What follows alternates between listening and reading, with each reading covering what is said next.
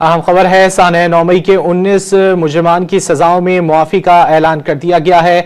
ISPR की जानिब से ये बताया गया है। अहम खबर है, सानह 9 मई में मुलव्विस 19 मुजरिमान की सजाओं में मुआफ़ी का ऐलान कर दिया गया है। ISPR की जानिब से ये तफसीलात सामने आई हैं। 19 मुजरिमान जिनको सजाएं सुनाई गई थी मिलिट्री कोर्ट्स के तहत, उनको अब 19 मुजरिमान की सजाओं में मुआफ़ी का ऐलान कर दिया गया है। ISPR की जानिब से ये तफसीलात सामने आ रही हैं। सानह 9 मई में ये 19 मुजरिमान मुलव्विस थे, लेकिन ISPR की जानिब से इन मुजरिमान की सजाओं में मुआफ़ी का ऐलान कर दिया गया है। मिलिट्री कोर्ट्स की जानिब से इन मुजरिमान को सजाएं सुनाई गई थी और अब सानह 9 मई के 19 मुजरिमान की सजाओं में मुआफ़ी का ऐलान किया गया है। ISPR की जानिब से ये तफसीलात सामने आ रही हैं। ISPR की जानिब से बताया गया है कि सानह 9 मई में ये 19 मुजरिमान मुलव्विस थे और इनको सजाएं सुनाई गई थी। अब उनकी सजाओं को माफ़ कर दिया गया है। ISPR की जानिब से ये तफसीलात सामने आई हैं। सजाओं पर अमल के दौरान मुजरिमान ने, आपको अपडेट कर रहे हैं, सानह 9 मई 2023 के 19 मुजरिमान की सजाओं में मुआफ़ी का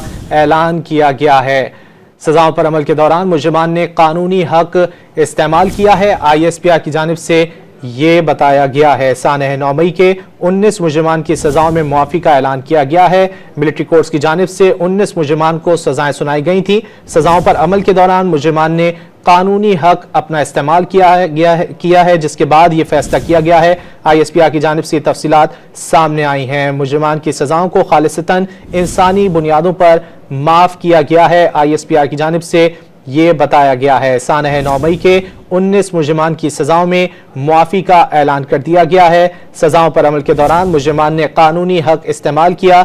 मुजरिमान की सजाओं को खालिसतन इंसानी बुनियादों पर माफ़ किया गया है। 19 मुजरिमान ने रहम और माफ़ी की अपीलें दायर की थी। ISPR की जानिब से ये बताया गया है। इसी हवाले से बात कर लेते हैं। हमारे साथ मौजूद हैं ब्रिगेडियर रिटायर्ड वकार साहब। वकार साहब, क्या कहेंगे? एक अच्छा जेस्चर दिया गया है आर्मी की जानिब से, 19 मुजरिमान की सजाओं में मुआफ़ी का ऐलान किया गया है। आई थिंक इसमें दोनों चीजें, एक तो अकाउंटेबिलिटी सिस्टम भी आप देख लें। पहले मिलिट्री में अपने जो लोग इन्वॉल्व थे उनके ट्रायल वगैरह किए, और जो जितने भी सिविलियन थे, आई थिंक उसके बाद जो सजाएं भी हुई हैं, उसके बाद एक प्रोसेस है।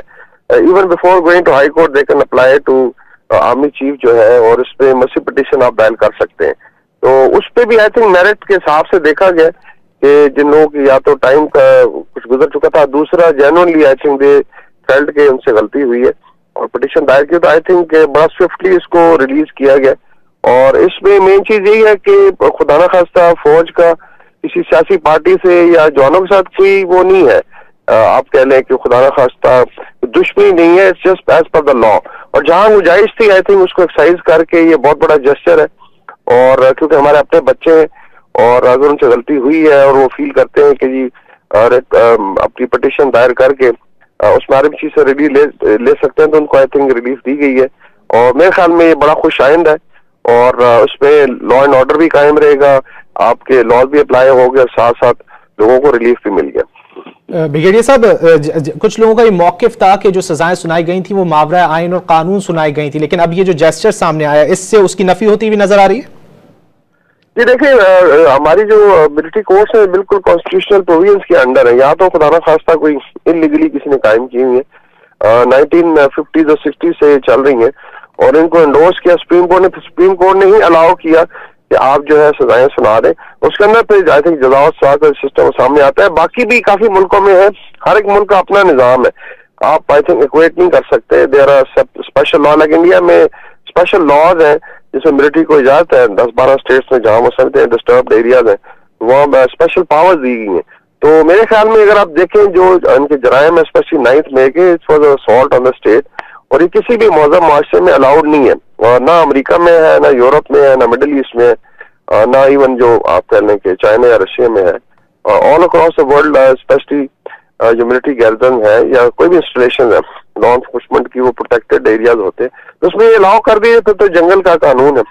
तो कोई ऐसी खुदा ना खासा मावराए कानून ना ये डालते थी और ना उस तरह की कार्रवाई हुई, बिल्कुल एज पर लॉ। और फिर रिलीफ भी आप देखें, सावधान जिन लोगों ने अप्लाई किया था एज पर पाकिस्तानी लॉ ही किया, उसमें उनको रिलीफ दिया गया। वकार साहब, क्या जो दीगर मुजरिमान हैं, क्या वो भी जो है वो रहम और माफी की अपीलें दायर कर सकते हैं?